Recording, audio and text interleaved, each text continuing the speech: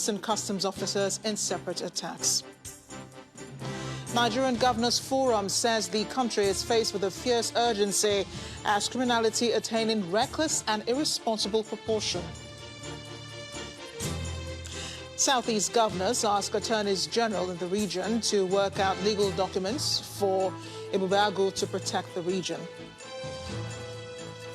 And deadly fire tears through Baghdad's COVID-19 hospital after oxygen tank explodes, killing more than 80 people. The string of attacks across the country are not abating. Now it's another day, another attack. Rivers State in the south leads the pack today with the report of the gruesome murder of an unspecified number of policemen and customs officials in an overnight raid at their duty posts, all carried out by gunmen who are still unknown. Kaduna State is still in the news, this time an attack on a church in Chikun local government area, leaving a medical doctor dead and 4 other parishioners abducted. This, they think, is also linked to bandits. Boko Haram terrorists ravaging the northeast, raging terror on communities. The latest victim is Mainok community, which is close to Maiduguri, where they held sway for hours before they were repelled. And the Southeast governors and the Northern Governors Forum have been talking tough over these unending attacks, particularly in Imo State. But we begin in Rivers State, where an unspecified number of police and customs officers have been killed at various checkpoints in a late-night raid. The incident happened last night between Omagwa, Isiopo, Olele communities in Ikwere local government area along the Port Harcourt-Owerri Road. The Rivers State Police authorities say they have launched full-scale investigation into the attack with a view to arresting the perpetrators and bringing them to justice. The area is now calm, and according to the police, there is a reinforced and increased joint patrol on that stretch and other areas in the state by security agencies. Meanwhile, the Area 1 Command of the Nigerian Customs Service in Port Harcourt says 3 of its officers were killed in the attack. A spokesperson for the Customs Service in Rivers State, Jerry Attar, told our correspondent on the telephone that the attack may have been carried out by smugglers. 3 of our officers were killed. As of early hour of this morning, between 12 to 1 a.m. of today, we received a distress call that there was an ambush attack on our operatives at Ishopo. Actually, patrol base at Ishopo. They killed 3 of our officers, took away 1 of our AK-47, and also carted away 2 Toyota Hilux. They are actually unknown gunmen as we speak. We don't know who they are. We don't know where they come from. You agree with me that there are a group of hoodlums, banditry, kidnappers who are also looking for means to get rifle. Now that the customs officers, we have made smuggling through the bush and through the seaport difficult. They have resulted into killing security operatives. From Rivers State to the southeast, where governors of the region have directed the attorneys general of their states to work with the Joint Security Committee set up by them to amend existing laws that would give legal backing to the new security outfit, Ibubago. This is part of decisions reached at the end of their meeting today in Enugu, where they also restated their commitment to the laws banning open grazing in the region, among other critical issues. It couldn't be busier if you consider the state of affairs security-wise for these various state chief executive officers, the governors. One after the other, the governors of Ebonyi, Abia, and the Imo State Deputy Governor arrived at the Government House Enugu for the Southeast Governors Forum, the second in just 2 weeks. They are joined by the Minister of State for Mines and Steel Development, Uche Oga, former Inspector General of Police Anthony Onovo, religious and traditional leaders. They quickly moved into a closed-door meeting at the Exco Chambers. 4 hours later, they emerged and Mr. David Umahi does the honors of telling us what was discussed and some of the resolutions as touching across the issue of Ibubago and its legal framework. Southeast governors and leaders reinstated the adoption of a common joint security outfit called Ibubago. with our regional headquarters here in Enugu State, and of course, capital of the state. In Bubagu, we work with police and other security agencies in our operations to protect lives and properties in Southeast. The leaders also unanimously asked the President General of Ohanaeze Ndigbo to set up 2 committees within 10 days that will engage those who are and have been unfairly treated, and another that will address security of residents of the region and their visitors. The meeting directed Ohanaeze Ndigbo, President, to immediately form 2 committees. One is Southeast Peace and Reconciliation Committee to engage our people for the peace and security of our people and our visitors, which means they can engage anybody. The governors reinstated their commitment to the state laws banning open grazing in the region, directing local vigilantes and security agencies to enforce the ban. The attack on the residence of the Imo State Governor, Mr. Uzodima, was also mentioned, to which the gathering condemned in its entirety, with a call on the federal government to fish out the perpetrators. Meanwhile, the religious leaders have thrown their weight behind the Bubagu outfit with commitment to ensure its goals and objectives are achieved. We do our best to bring all our people offended over one thing or the other to reason with us and partner with us in moving Southeast and Igbo forward. Residents of the region have been charged to remain fully committed to the peace, security, and development of the region. The string of attacks by gunmen in Imo State is obviously a big concern for everyone, not just the Southeast governors. Other governors of the 36 states of the country have also been expressing their disappointment through their umbrella body, the Nigeria Governors Forum. The chairman, Governor Kayode Fayemi of Ekiti State, describes the situation as taking criminality to reckless and irresponsible heights. He sympathizes with Governor Uzodima over the attack and calls on all good citizens to cooperate with the nation's security forces and the government in trying to build a civil, safe and secure environment for other citizens. His words: "For those behind these crimes, they must understand that they do not have the monopoly of violence. This is taking criminality to reckless and irresponsible heights. All hands must be on deck to fish out the perpetrators of this dastardly act, as in our view, they constitute a small league of persons trying to harm the corporate existence of our beloved country, Nigeria." For the Governors Forum, the only way Nigerians can have a country to call their own is for every Nigerian to forge peace and unity across the nation's divides and shun violence and wanton destruction of property. From the southeast, we move up north in Kaduna State, where bandits attacked a church in Chikun local government area, where they killed a man said to be a medical doctor with the state Ministry of Health. They injured 1 and abducted 4 other worshippers. The church, located in Manini Tasha village, was attacked around 9 this morning by the heavily armed bandits. A member of the church told our correspondent that the bandits, upon their arrival, surrounded the church and started shooting sporadically at the worshippers, who scampered for safety in different directions.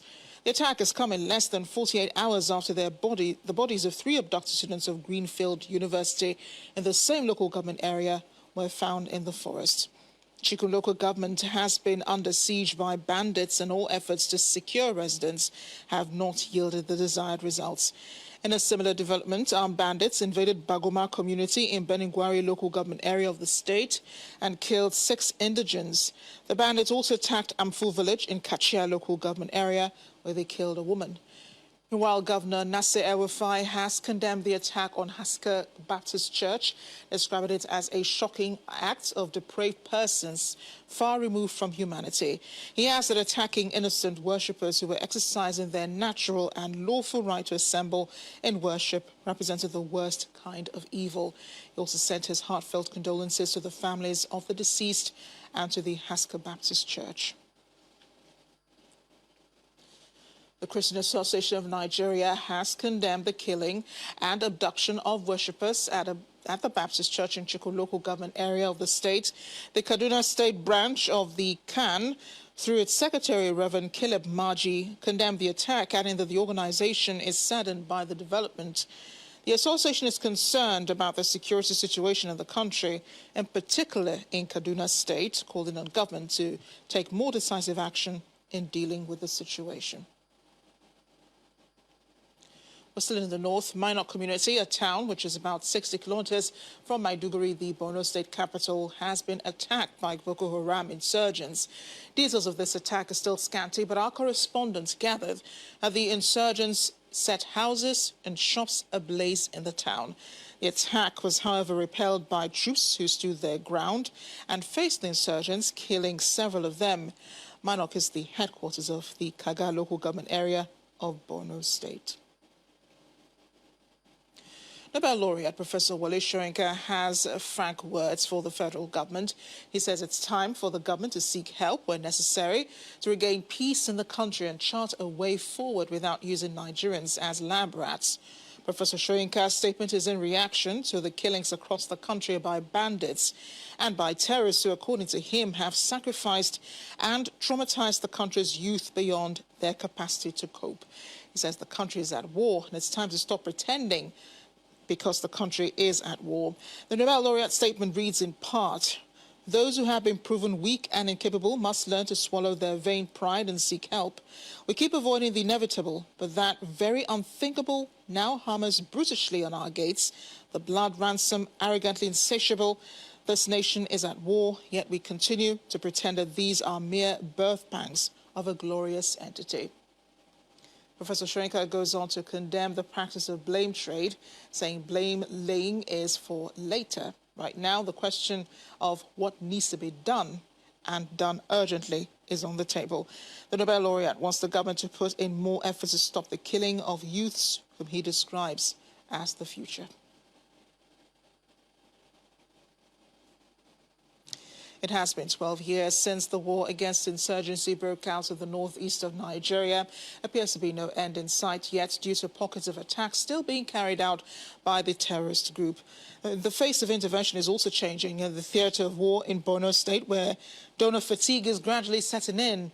But the United Nations says it is not relenting in its response plan for the northeast, as it's currently targeting the provision of life-sustaining support for about 6.4 million displaced people and host communities. The United Nations says its response plan for northeast Nigeria aimed at providing life-sustaining support targets 6.4 million displaced people and host communities affected by the humanitarian crisis there. Continuous dependence on food aid is indeed no longer sustainable. 250 women and youth sources from the IDP camps in Maiduguri have been selected to benefit from a livelihood support program. This is to provide durable solutions to their impoverishment, since life must go on. At the beginning of the conflicts, the insurgency, we know most of the people are getting emergency relief items. Some are giving them shelter, food, and other things that they need immediately to sustain them. But in the long run, we see this thing have moved for over maybe 10 years. So at this point, we are looking at how to make the people independent, that they can stand on their own. Attend to the next person. The UNHCR, in partnership with the American University of Nigeria, have trained and provided livelihood support to these 250 young men and women. While the number is only a small fraction of the actual affected population, beneficiaries are positive that this will make a difference in their lives. We came from Konduga. We are in the camp in Muna Garage now. They have given us goats to go and learn trading. We thank God. It will be very useful to me, and I will look after them very well. Anytime they ask us to go home, we will go. But if God doesn't make that possible, we will stay. I shall be grinding beans, pepper, and other vegetables because there isn't any grinding machine around us. I know I will make enough to buy ingredients for myself.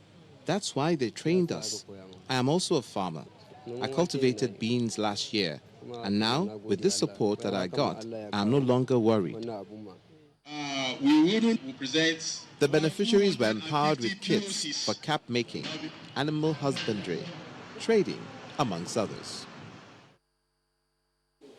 In part two, after the break, we have more on security in the Northeast. Plus, how is Nigeria and its neighbors handling regional security in the aftermath of President Idris Deby's death, President Idris Deby of Chad's death?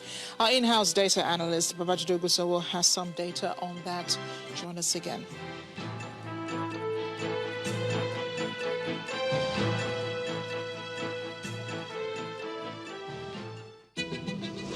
Every day, he looks after his brother and chases a bus. Every day, he looks after his brother, chases a bus, and learns new things. Every day, he looks after his brother, chases a bus, learns new things, and gets back home. Every day, he looks after his brother, chases a bus, learns new things, gets back home, and helps his mum. Phew! That's why every day he needs his cup of Milo, packed with the nutritious goodness of malt, milk, and cocoa. Milo, the energy to go further. From Nestle. He's not my real father. But you already know this, Lera darling. Yes. But after 25 years, She just told me who my real father is.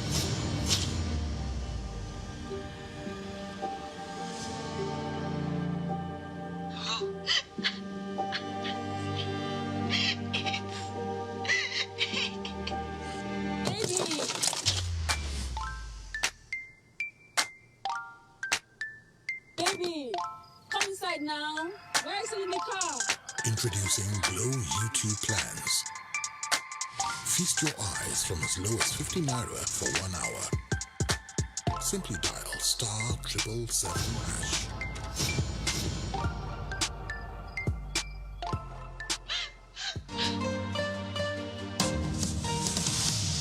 Budweiser is here with the Smooth Kings remix.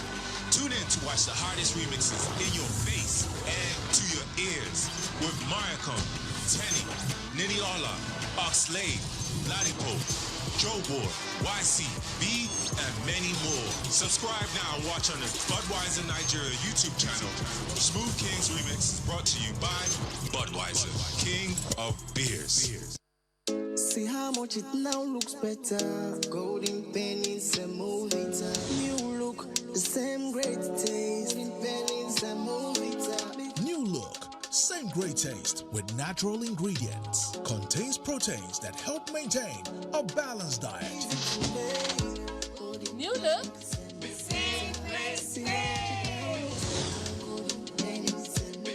Golden Penny Semovita, your soul food. Better days are coming. Days where we can hug each other tightly. Days where hunger plans will be made and kept. Days where we can look back and say we never gave up because of our courage and will to keep going. Days where we're not isolated from our community by fear. So join us. Join us as we raise a glass to better days.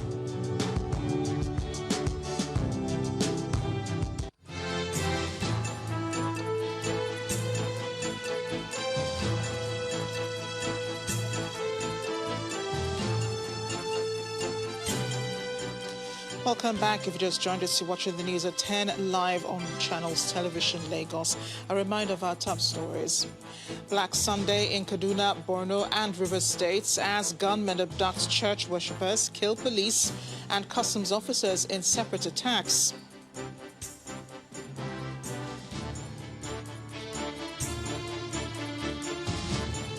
Nigerian Governors Forum says the country is faced with a fierce urgency of now as criminality attaining reckless and irresponsible proportion. Southeast governors ask attorneys general in the region to work out legal documents for Ibubagu to protect the region. And deadly fire tears through Baghdad COVID-19 hospital after oxygen tank explodes, killing more than 80 people.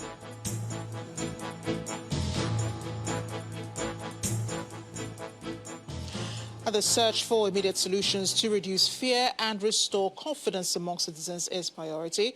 Tonight, Babajide Ogusowo, data scientist and information consultant with Channels Television, is here to share the latest insights. Babajide, great to have you as always. Good evening, Amaji. Good evening, and unfortunately we're talking security, and all of those deaths have happened in 3 states today. So there does seem to be a widespread spread of domestic crime and terrorist activities. Is there any specific reason for this, and what may be driving this pattern? The specific reason is we need to look at this criminal situation and this fight against terrorism differently. When we hear about countries such as Afghanistan, Iran, Iraq, Syria, we need to look at what is common to these countries and exactly what is going on in Africa, and it will provide some answers. So I would like us to first of all look at how terrorists operate, because it provides a lot of insights about what exactly is going on. And if you focus and we take a look at how terrorists operate, for instance, in the Middle East, you hear countries like Afghanistan. Here's the truth. Just beside, to the left of Afghanistan is Iran. Borders. To the left of Iran is Iraq, borders, and to the left of Iraq is Syria. In other words, terrorists never stay in just one country. Terrorism spreads. That is the way they operate. Let's look at what is going on in Africa. Sudan. To the left of Sudan, we have Chad, sharing borders. We also have the Central African Republic, and to the left of Chad, Nigeria. Again, I repeat, terrorism never resides in one country. Terrorism operates regionally. In other words, there are 3 ways terrorists operate. They split, they spread, and then they surround. And as long as we keep focusing on terrorism and crime from just a national perspective, we will really never find solutions. We need to understand that terrorism spreads regionally, and even local crime as well. With what we are seeing, it spreads. Criminals never stay in one location. Terrorists as well never stay in one location. That is the way they operate. 3S, the split, the spread, and the surround. So what is your perspective then on the significance of the Chadian president Idris Deby's death? Now, we've seen a lot of people talk about the Chadian crisis. But here's the fact, and that is what is certain about Chad is the uncertainty. And here's what I mean, Amarachi. Listen carefully to what I'm about to tell you. Ever since Chad gained independence, every president that has been elected has either been killed or overthrown. Let's take a look at the 3 presidents and looking at what exactly has gone wrong. President Tomba Baye, Chadian's first elected civilian president, was assassinated in 1975. What do the Chadians remember him for?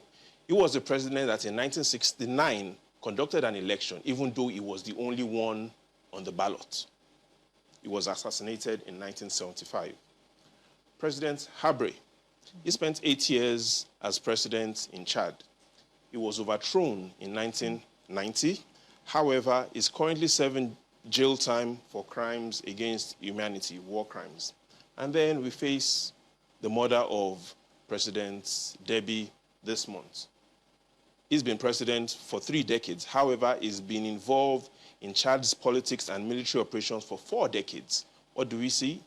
A murder this month. In other words, like I said, every president that has been elected in Chad has either been killed or overthrown. So what is certain in Chad is its uncertainty. The uncertainty of a government or the uncertainty of insurgency? Uncertainty about everything, both politics, both governance, both partnerships. So yes, we see a lot of the military working with the Chadian government and other countries, the multinational joint task force. However, what we've seen is that Chad is facing 3 wars, Amarachi. The first is they are facing ethno-religious wars.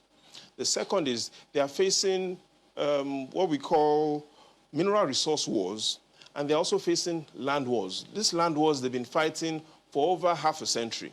And so these are the 3 major wars that they are fighting in Chad. And this is a country that has a large land population, even though large land area, even though their population isn't much. So we see that it's a tough country to really partner with to be able to find solutions to this war. And you've already established that, we're also impacted by what's happening around us because terrorism or insurgency also surrounds. So Nigeria is affected, and this is impacting on our own domestic security. Government assets have been attacked this year. We've seen kidnappings. We've also seen avoidable deaths. What are the latest facts that you have? Now, the challenges with the reports we are getting in Nigeria right now is we see a lot of underestimated and overestimated report. So it's extremely tough to be able to put accurate numbers to this. What an international organization like the Global Database of Terrorism, what they do is they take these numbers on a daily basis, and after auditing it, they release their report. So what is reliable is to look at terrorism activities based on trends. And if we focus on the trends as reported and released by the Global Database of Terrorism in the last decade, and I'm talking about between 2010 and 2019, here's what you'll find. And those patterns have relatively been constant in the last 3 years. They report that between 2010 and 2019, the countries that have had the highest number of deaths due to terrorism, the top 3 countries are Iraq, with approximately 58,000 people killed due to terrorism in the last 10 years, Afghanistan, approximately 52,000 people killed, and Nigeria, from the Global Database of Terrorism, is the 3rd most terrorized state in the world. Now, these facts clearly show that there is a challenge within the country, but this challenge cannot be sorted out by just looking at the insecurity challenges we face from a national perspective. Like the trends have shown, we have to look at how terrorists move and be able to understand that terrorism is actually more of a regional problem than a country-specific problem. Is that what security forces should focus on? You know, here's what we know that the security agencies and the military chiefs are focusing on. If we take a look at how they've been operating in unity. And here's why this is important. Based on research, the greatest way, and the fastest way rather, for a country to be united is for the military to be divided. The fastest way for a country to be divided is for the military to be divided. The good news is that the Nigerian military today is not divided. What happened and what is going on in countries that are near failed states is that their military leaders are divided. I repeat, the greatest and the fastest way for a country to be divided is for the military to be divided. The good news is we're seeing synergy and collaboration among Nigeria's military chiefs. And so, yes, I agree that Nigeria's greatest assets are the potential youths that need to be engaged. Yes, those are our greatest assets, our population and the youths. But our second greatest asset at the moment right now is that our military is united. Now, even though that is good news, that brings us to the next point, which is how do we then improve and make, like you started with, how do we restore confidence to Nigerians? And the way and the fastest way to do that is to ensure that we re-diagnose the problems. And after we re-diagnose the problems, we then focus on the solutions and implement those solutions. At the moment, the evidence that I see is that the diagnosis of the problems are wrong.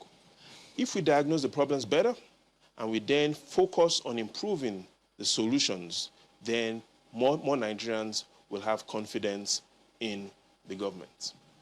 Well, still a lot to discuss here, Babajide, but thanks for, continuing the conversation with us. And I know we'll still be talking about this as things progress. Thanks again for joining us. Let's diagnose the problems. Yep. And I think I'm out of time again. You are, for now. Wow. Right, so we do have news coming in at this moment. We have reports from Owerri, the Imo State capital, that there is panic in Orji local government area of the state. Residents and commuters are scampering for safety following sporadic shootings and attacks on motorists by gunmen. The Imo State Police Public Relations Officer Orlando Ikoku, who confirmed this incident, says unidentified number of people might have been hit by gunshots, but some who sustained injury at the scene after the assailants left have been taken to the nearest hospital for treatment.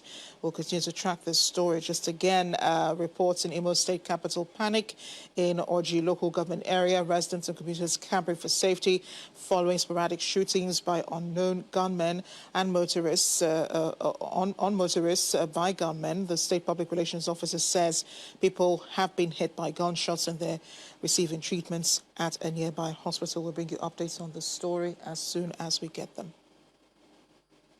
Despite the 12-year-long conflict, academic activities are now gaining momentum in the University of Maiduguri in Borno State, northeast Nigeria, as well as the accreditation of more courses by the National Universities Commission for the school. In addition, the Tertiary Education Trust Fund has provided funds for the training of over 200 lecturers from the institution. The University of Maiduguri was created in 1975 as one of the second-generation universities in the country. It is the first in the northeast region. The school has seen the departure of several lecturers in the face of insurgency in the region. To halt the mass exits from the school, the Tertiary Education Trust Fund is providing study funds for members of the Academic Staff Union of Universities. According to an audit of academic staff of the university, 238 lecturers have so far benefited from the study fund, and this is impacting on study in the school. One of the major impacts is the accreditation of more courses for the university. Most of our programs have been accredited by the NUC.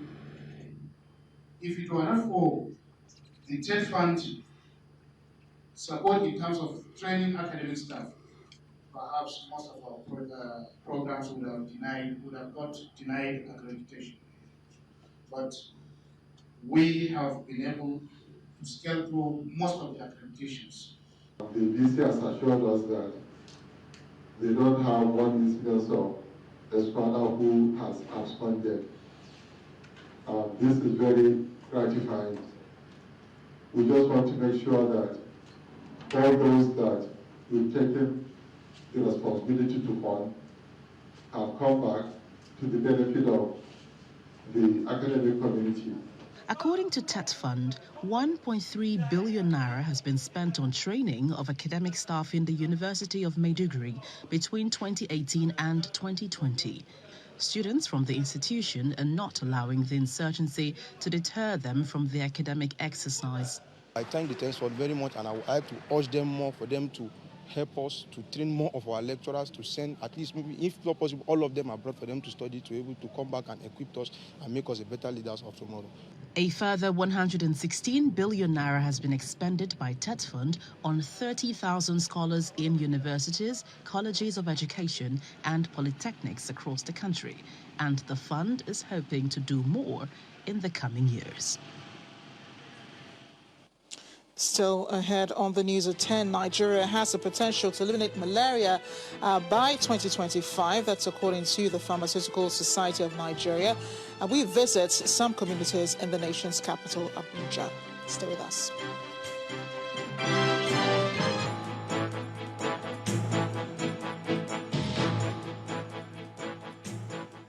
It's a new dawn in broadcasting as Lagos transits from analog to digital. So we are glad that I think we are averagely confident that Lagos, we are ready to take on Lagos. The launch is on April 29, 2021, under the watch of the National Broadcasting Commission, NBC. Now, here's what you need to know about the digital switchover. All you require is the free TV set-top box and an antenna. The aim is to get connected. Connect the antenna to the set-top box, then connect the set-top box to your TV with the HDMI cable or a 3-colored composite TV cable, depending on your TV type or model. Next, select HDMI or AV as the source. Then use the set-top box remote control to scan and control the TV channels. Of course, you must check your power source and cross-check your other connections, and you're good to go. Lagos, get ready for this digital revolution as we bid goodbye to analog broadcast and welcome the digital format in the state. COVID-19, a new strain of virus from the family of coronaviruses, has been recorded in over 200 countries, areas, and territories around the world. The highly infectious virus is transmitted primarily via droplets of saliva or discharge from the nose of an infected person through coughing or sneezing. These droplets can then be acquired by anyone in close contact through breathing in the droplets or by touching objects and surfaces with the droplets and then touching the nose, mouth, or eyes. While it's been said that some infected persons may not display symptoms, common signs of COVID-19 infection include dry cough, fever, sore throat or diarrhea, and difficulty in breathing. Do you or someone close to you have these symptoms? Call the following numbers.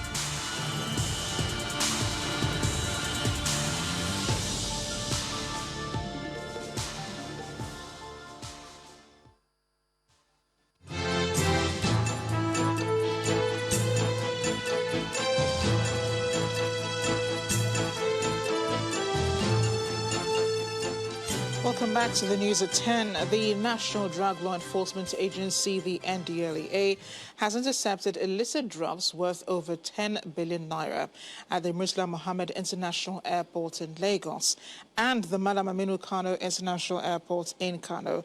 The anti-drug agency released a statement saying that a search was carried out on a cargo from South Africa by its operatives at the Sacco import shed in Lagos, where suspected brownish substance concealed inside a red bag was discovered. 6 suspects have been arrested in connection with the crime, and the substance, weighing about 24.05 kilograms, has tested positive to heroin. Another consignment weighing 1.25 kilograms was also intercepted at the airport, bringing the total weight of illicit drugs seized in the cargo to 25.3 kilograms. In a similar development, a drug weighing 36 kilograms meant for export to Manchester in the United Kingdom was also intercepted in Kano State. Investigations are still ongoing to ascertain the true owners of the illegal consignment. Under the amendments to the Broadcasting Code, which the digital switchover will enhance, all adverts for Nigerian-made and consumed products must be produced in the country. That's according to the Minister of Information, Alhaji Lai Mohammed.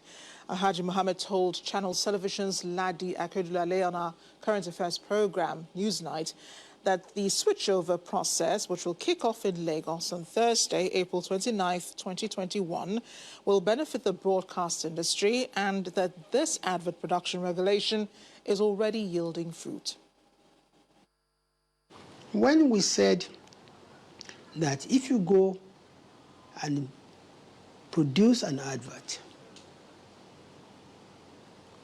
in, say, Brazil,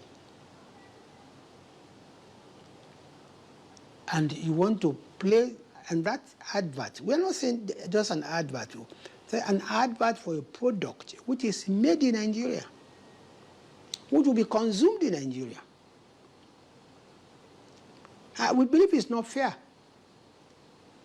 that you should allow Brazil or Italy to make it, because it means that you are putting Italians in job, you are putting Brazilians in employment as against Nigerians. And by the way, that you'll be surprised that the amendments are already yielding fruits. We have been reliably informed that as a result of that amendment, a multinational company in Nigeria that was supposed to go and make a production of a product outside Nigeria used Nigerian content and used Nigerian talents. And that the Nigerian talent that they used make 10 million naira, and the model made 5 million naira. So we believe that, and you see, this will also help to improve the skill, the expertise of Nigerians. You can watch the full interview with Alhaji Lai Mohammed on Newsnight. It airs tomorrow, Monday, April 26th at 9 p.m. right here on Channels Television.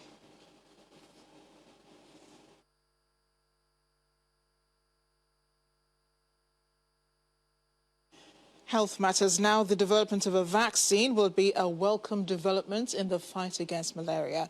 That's according to the Pharmaceutical Society of Nigeria Abuja branch, which considers the rise in poverty across the world as posing difficulty in sanitizing communities. The association also organized an outreach providing some residents of Kado Life Camp Abuja with free testing and treatment as part of activities marking World Malaria Day 2021. Our correspondent Kayla Megwa has more. Kado Life Camp Village is a mere 10 minutes away from the Abuja city center. And already, the dilapidation of this community is in full view. Poor infrastructure in Abuja's suburbs create breeding grounds for mosquitoes causing malaria. This outreach by the Pharmaceutical Society of Nigeria, giving free testing and treatment for malaria infections, is a very welcome development for the residents of this village.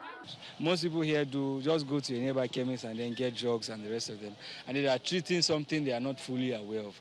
The outreach is taking place at the Palace of the Esukado, Despite weekly sanitation exercises in this village, the problem of poor sanitation persists as the population continues to rise. Now that we have Pharmaceutical Society of Nigeria close to us in Kadoye, the enlightenment is here with us.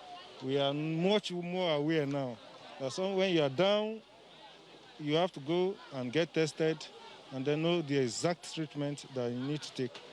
According to the World Health Organization, malaria accounts for 60% of outpatient visits and 30% of hospitalizations among children under the age of 5 in Nigeria.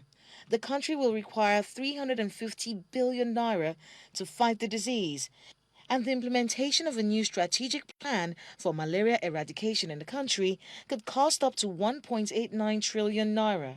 And while this is being discussed, 300,000 people die every year from malaria in Nigeria.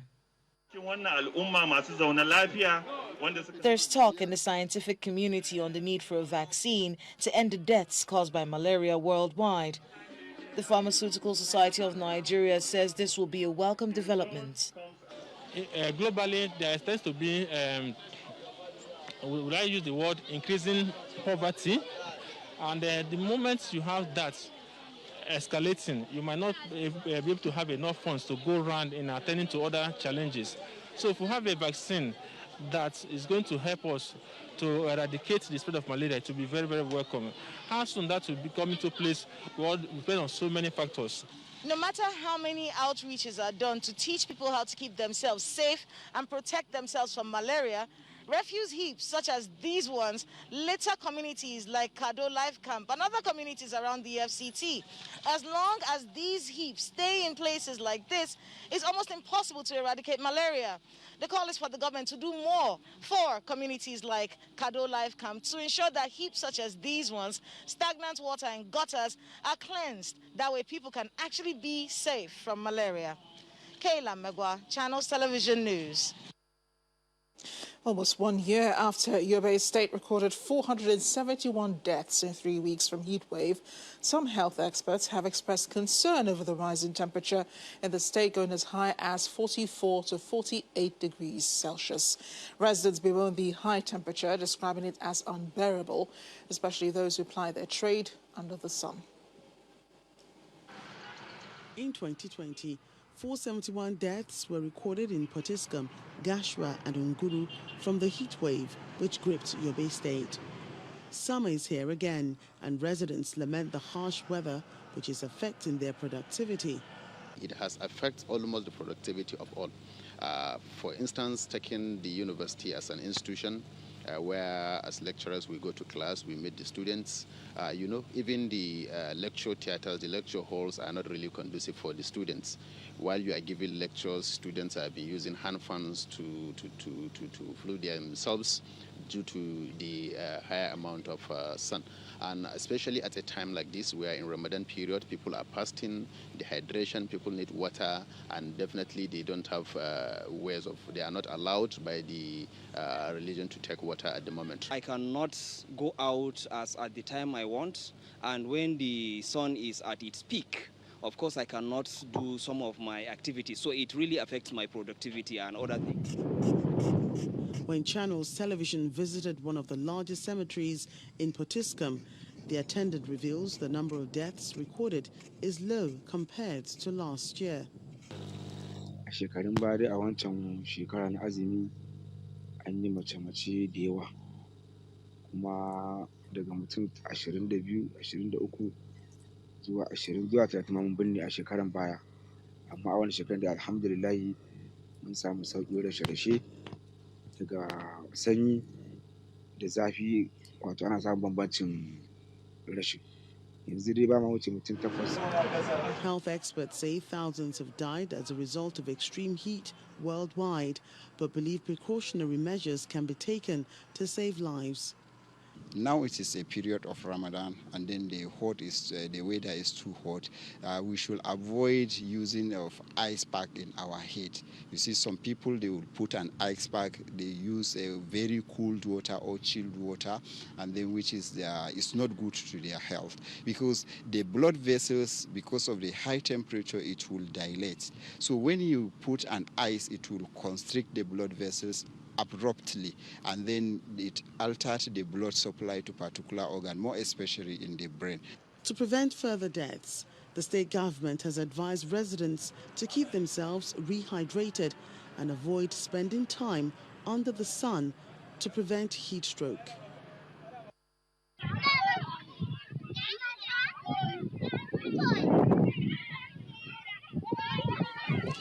We're staying in Yobe State, but to a different development now. After being under Boko Haram siege for over 48 hours, there has been an exodus from residents of Gaydam, a community in Yobe State that was attacked last Friday. Although the military says it has repelled the attack, killing over 20 insurgents, recovered one Toyota truck and arms from them. Residents told Channels Television that the insurgents hoisted their flags, preaching house to house their ideologies. They're calling on the federal government to, as a matter of urgency, deploy more troops to recapture the community as lives of the remaining residents are at stake.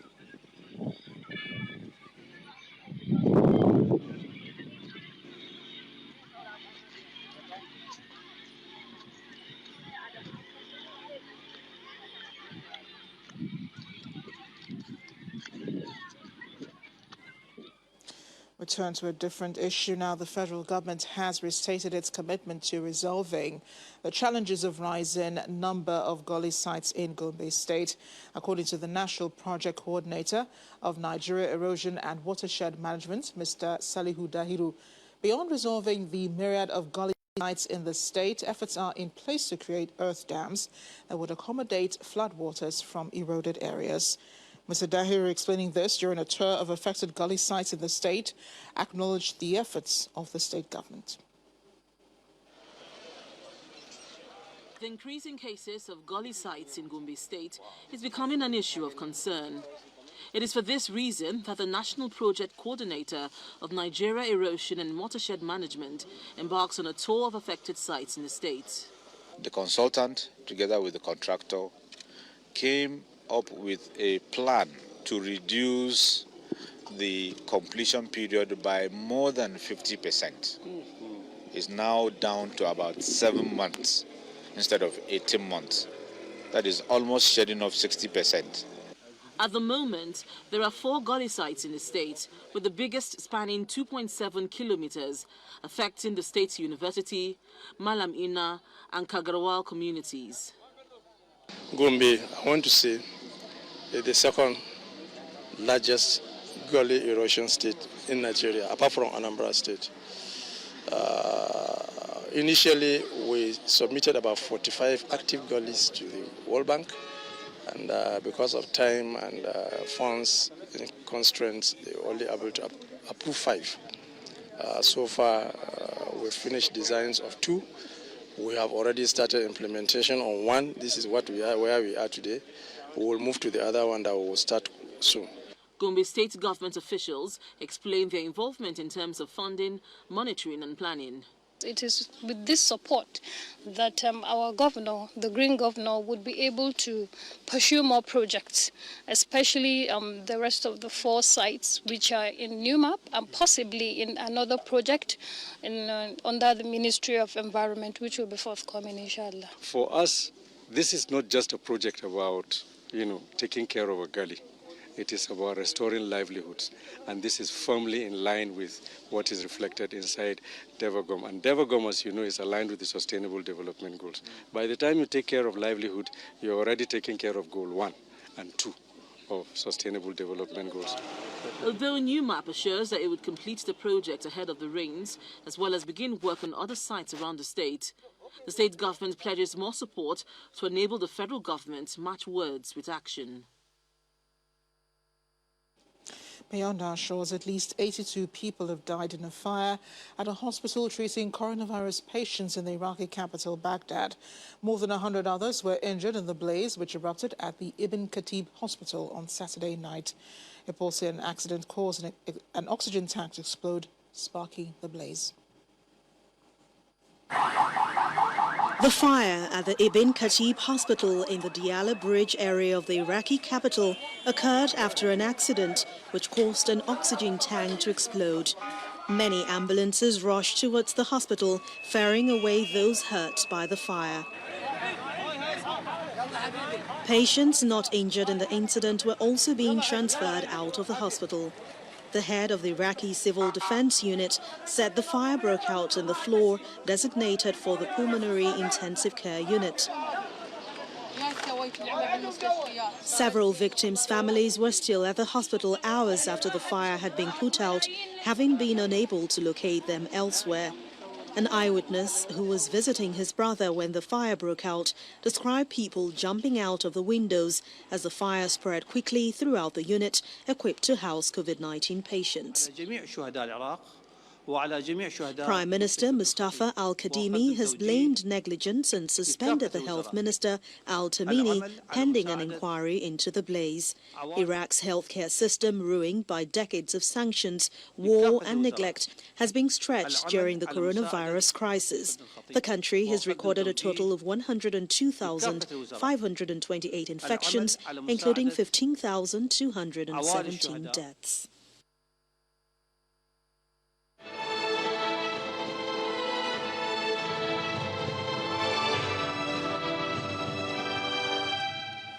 Meanwhile, India's coronavirus situation is worsening so much that international efforts are underway to help the country as it suffers critical oxygen shortages as well. The UK has begun sending ventilators and oxygen concentrator devices. EU members are also due to send aid. The US says it will provide raw materials for vaccines that had previously been under export controls. As he reflects on the country's handling of the coronavirus pandemic, Indian Prime Minister Narendra Modi has called on citizens to be vaccinated and exercise caution, saying the storm of infections had shaken India as the country set a new global record of the most number of COVID-19 infections in a day. The number of cases surged by more than 349,691 in the past 24 hours, the fourth straight day of record peaks. Hospitals across Delhi and across the country are turning away patients after running out of medical oxygen and beds. Last week outside hospitals in The Philippines' healthcare system is straining under the escalating pressure from soaring COVID-19 cases, which have left hospitals in the capital, Manila, overwhelmed by the influx of severely ill patients. The country reported 9,661 COVID-19 cases on Saturday, raising the nationwide tally to nearly 980,000 cases, including a death toll of over 16,670. In Tunisia, hospitals are running out of ICU beds as COVID-19 cases spike. According to the National Observatory of New and Emerging Diseases, 92% of ICU beds and 85% of oxygen-supported beds in the public hospitals are currently occupied by COVID-19 patients. The Scientific Committee on Coronavirus warned that the health system in Tunisia is collapsing in the face of an unprecedented surge in the number of infections. The health department is trying to increase the number of ICU beds to over 360. Finally, the number of confirmed coronavirus cases in the United States has surpassed 32.04 million as of Saturday, with the death toll exceeding 571,000. This comes as the total number of confirmed COVID-19 cases worldwide continue to climb, surpassing 145 million as of Saturday, including over 3 million deaths.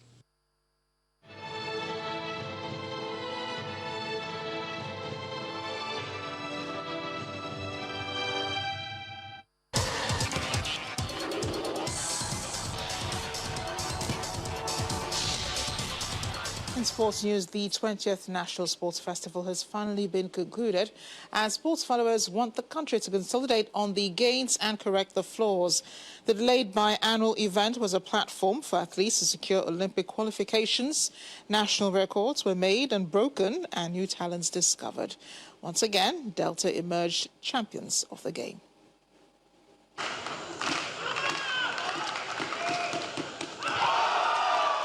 The non-availability of several foreign athletes and a reduced number of participating sportsmen and women due to the COVID-19 pandemic at the Edo 2020 Games did not take the shine off the multi-sports event. Being an Olympic year, it was an opportunity for athletes to seal a sport in the Summer Games. I wasn't expecting it here because my coach would keep telling me to come here, but I was saying, Coach, I don't want it to come here. I wanted it to be in another competition, like me concentrating on just the 200, so I can be able to make the standard. But I'm so surprised that it came out in my finals, and I'm happy about that. Others simply used the platform to gain more prominence.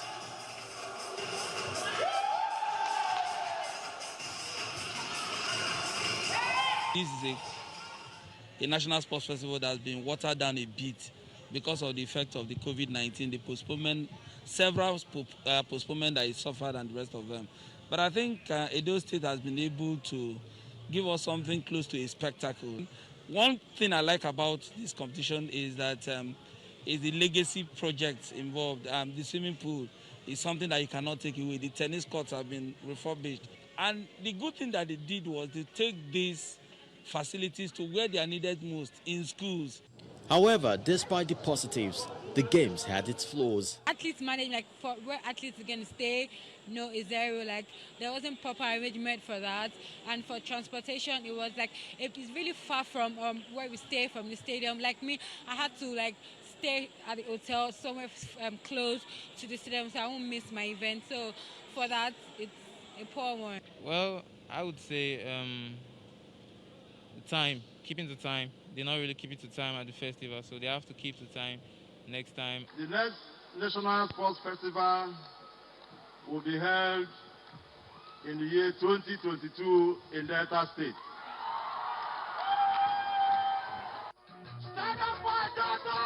The hosting rights for the 2022 edition has been given to Delta State. It is expected that work would commence in earnest between the Ministry of Youth and Sports Development and the host state to ensure a well-organized and better event is delivered.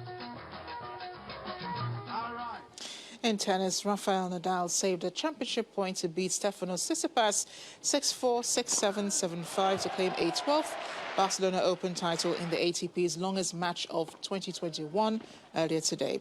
The Spaniard secured his first title of the year and 87th of his career, denying Tsitsipas back-to-back triumphs following his maiden Masters 1000 title at Monte Carlo last week.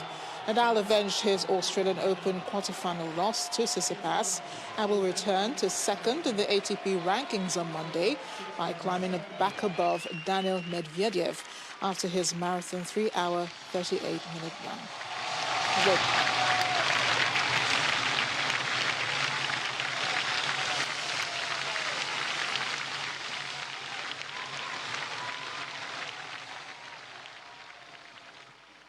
And that's it on sports news. But before we go, once again, after being under Boko Haram's siege for over 48 hours, a mass exodus is taking place in Gaydam community in Yobe State that was attacked last Friday. Although the military says it has repelled the attack, killing over 20 insurgents, recovered one Toyota truck and arms from them. Residents told Channels Television that the insurgents hoisted their flag, preaching house to house their ideologies. They're calling on the federal government to, as a matter of urgency, deploy more troops to recapture the community as lives of remaining residents are at stake.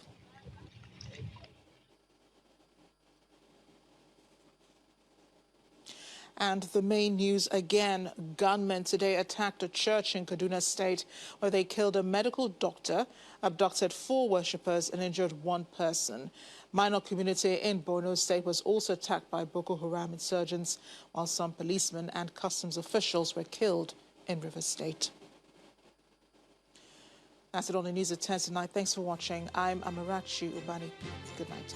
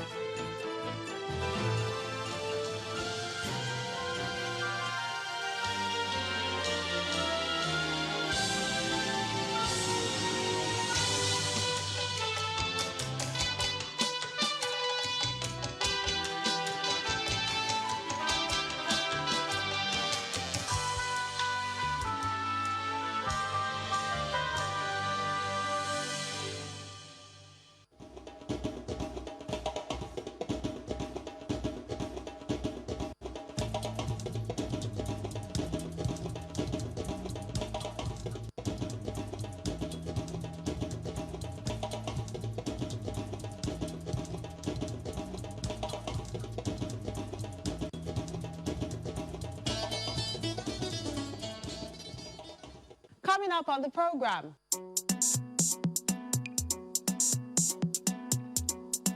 Artists in Cross River State want art lovers across the world to make Calabar a hub for their artistic tour, just as is done in Lagos and Abuja. Talking about Lagos, we enjoyed this exhibition by a group of artists at the My Dream Gallery.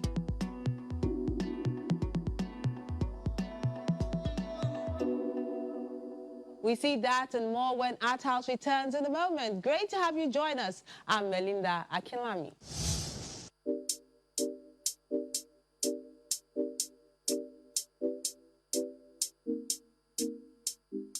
Our